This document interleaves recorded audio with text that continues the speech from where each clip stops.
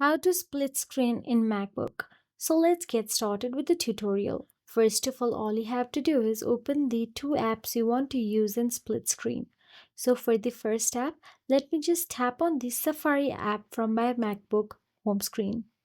Now, once you tap on the Safari web browser, all you have to do is click and hold the green full screen button, then while holding, drag the window to the left or right side. Make sure the screen will show two halves. So now open another app. So I cannot simply drag the app store. So let me just use the another web browser. Simply tap on the Google web browser and open your Google account. Now keep this in the other half of the screen.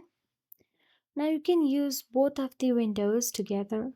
So let me just search something on Safari and you can do same in Google web browser as well. Now you can use both of them. And that is it. If you found this video helpful, please like, share and subscribe our channel, and thank you so much for watching.